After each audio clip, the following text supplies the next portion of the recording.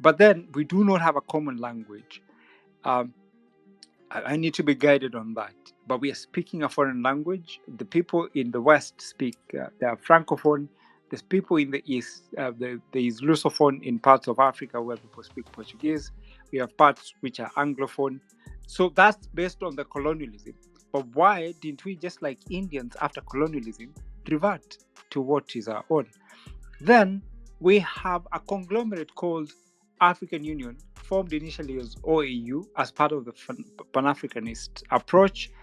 And part of the people who created these are the people who were in the last fifth Pan-African conference in Manchester that was done around 1940s. And these are the people who became the first presidents of Africa, and they were pushing Pan-Africanism in the sense that it is or conceptualized. My concern, those who say we are communal and we think the same, cannot even support our own organization that's supposed to help us. Where do we get our funding from? European Union. For me, the concern I have is, yes, and Kumbukeni, I'm not saying that it is wrong. Some of us also have people in diaspora, and we speak, about our Africanism, our Africanness in their land, in their language, and you expect them to listen to us and believe that we are serious about it. So for me, the concern I have, and this is what I'd like to be addressed when you listen to what I'm saying, is we have contradictions, so many of them together.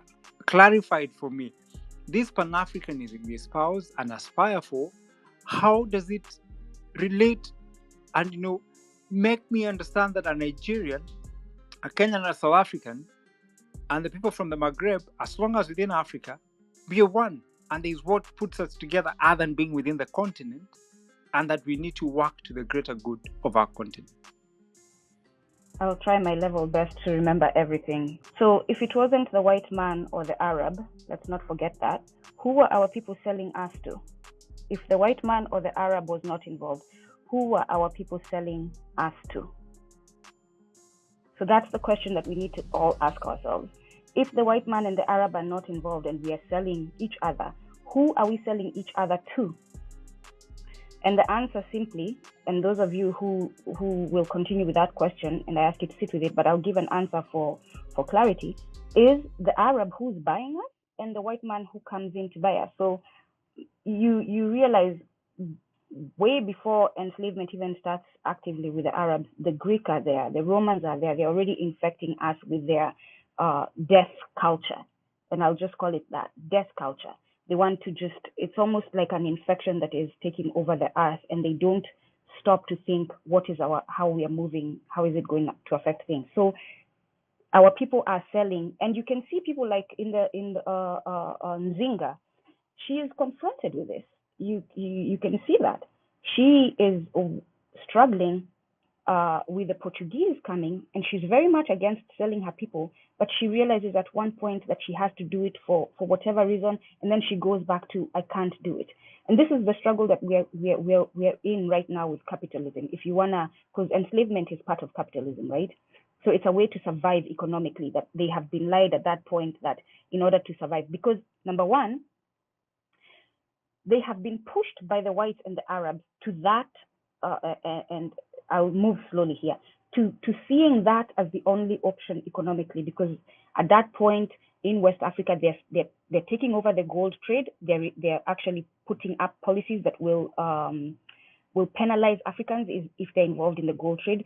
So they are already subjugating and taking Africans away from being self-determining as far as what they can do economically. And so they're reaching for it, and it's not a good thing. I'm not calling it a good thing. It is something that we all have to confront. But here's what I'm saying. We do not ask these questions of those other cultures that are not perfect. We're not a perfect people. We're not claiming to be a perfect people. And so beyond perfection, how can we work with each other to survive? How can we forgive those past offenses on each other? And by the way, we can't just forgive them. And I have said this on Kumbukeni. For example, the Igbo and the Yoruba had a horrible conflict where the Yoruba killed a lot of Igbo people. They have to meet when we finally liberate our continent, our motherland. They will have to sit with all of us sitting with them, and they will have to repair that harm. In one way or another, we will have to come to terms of agreement on how they should repair that harm. So things like that, we don't dwell on, we did this to each other, we dwell on how are we going to fix it? How do we move forward is how we should dwell. So when it comes to language, yes, we didn't have a common language, but we understand now the importance of having a common language, because we see the power in a majority of us speaking English. We see the power in a majority of us speaking French. We see the power of having a common language. But to Africans who fight the idea of having Kubuntu, erroneously known as Kiswahili, I will ask you, why are you then so quick to buy that ABCD book on English, or whatever other the alphabet is in French? Why are you not stopping to say, this French language is going to take me away from my culture? Why are you not stopping to say, this Portuguese language is going to take me away? I never see you all fight those languages. You embrace them freely. And then we come to you and say, hey, we think speaking these languages that are of the colonialists is hindering us from being self-determining people, from sovereignty. We think that we can take this language that in an area, a large area of Nsi Ubuntu, from all the way from, and some Somalis speak it too now, from Kenya, all the way to the Congo, all the way close to South Africa. Kubuntu is spoken, and we can expand it. And the way we do in Bongi ya Ubuntu, which is the organization we started, is we're saying, let's take out the Arabic from Kubuntu, which I call an infection because it was brought on by colonial governance, and bring in the West African languages in Kubuntu. So for example, number 7 is called Saba, which is Saba Arabic. And we've brought in Twi, which is Asa. So now we are calling number 7 Asa and making it a part of Kubuntu. So that's how we move forward, so that everyone can be included. Instead of complaining, oh, Kiswahili is going to take me away from my culture, bring your culture in Kiswahili.